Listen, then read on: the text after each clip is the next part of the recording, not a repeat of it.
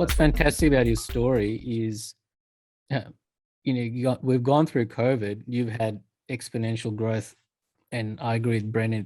It's because of you. It's clear, um, and yet you see people talk about how hard it is to get a job in the industry, or the excuses. But it's, like you said, get your REPL now. Let's go fly a drone, and that's the very thing that we talk about. You got to go, and everything you've just articulated, obviously, around build relationships, go and work with others, get to know the industry, and you're living proof that it does work if you put in the work and find the right people. So if you don't watch this and learn how that's happened, I think it's sad. You're probably going to be 12 months behind, even before you find out where you're supposed to be, right? So Yeah, I mean, like what you achieved in normal pre-COVID world is outstanding anyway. But to wrap that up, to be doing it in a pandemic, I mean, there's a lot of businesses that have experienced exponential growth over this period, but to where you started at the point of this to where you are now, that's huge. And it definitely shows you that it can be done. It just requires a bit of hard effort and getting in there and doing it and focus, and you'll get there.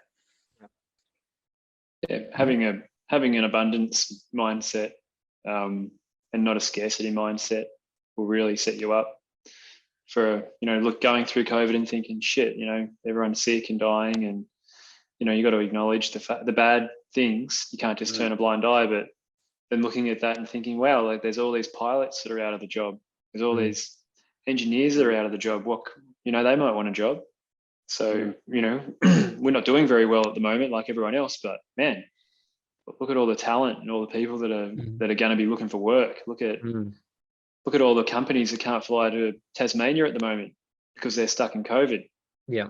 Look at all of the products. People can't buy products at the moment because China's put a constraint on them. So if you've got good products and you're already doing services, then you can keep increasing and perfecting it. No one else can get any products to compete. So yeah, you can look at, it's the sunglasses or the shade that you view the world in that'll really definitely much so. Yeah. You obviously touched on good people and so forth as part of your team. What are some of the skills or personalities that you look for, Andrew? I mean, you obviously talked about pilots and engineers that are out of work, but there's obviously more than that they're looking within. Yeah, so I was to hire Jeremy. I was recruiting from January through to March or something, months interviewing people. That's recruit. Yeah, that's another thing. If you get to the point where your business is to the point where you want to recruit and get good people, get ready for a whole world of something you've never prepared for, because it takes a long time. You gotta run through all the questions, and you gotta compile that, and then you gotta go through heaps of stuff. Anyway, long story short, every person that I interviewed, I was looking at a minimum for some flight time, but even that I was willing to turn the blind eye to if they're intrinsically a good person and they just wanted to do something and make a change, and they wanted to grow with the industry and with the company. So those are the questions I was asking. Everything from, do you like hiking? Do you like reading books? What movies do you watch? Who are you as a person, and are you a good person, and are you going to enjoy being here? Because it's not easy. It's like everything.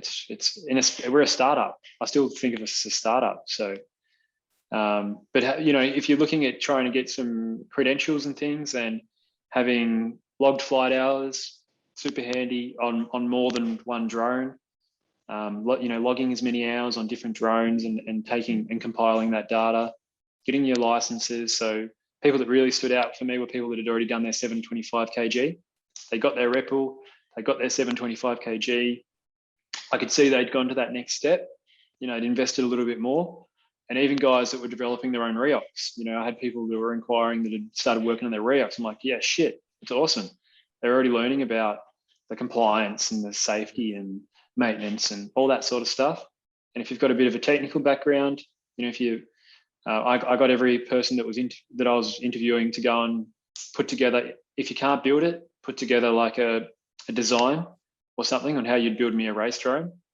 And everyone went and did some homework before I did the second layer of interviews. So having a bit of technical, you don't have to be like, you could come in at complete zero. If you're willing to learn these things, then that's the biggest thing, I think. A bit of technical knowledge, some flight knowledge, even people that were gaming, that stood out to me. I was like, you've been going. That's how I feel like that's how I picked up the sticks and picked up everything so fast, spatial awareness and, if you've been gaming.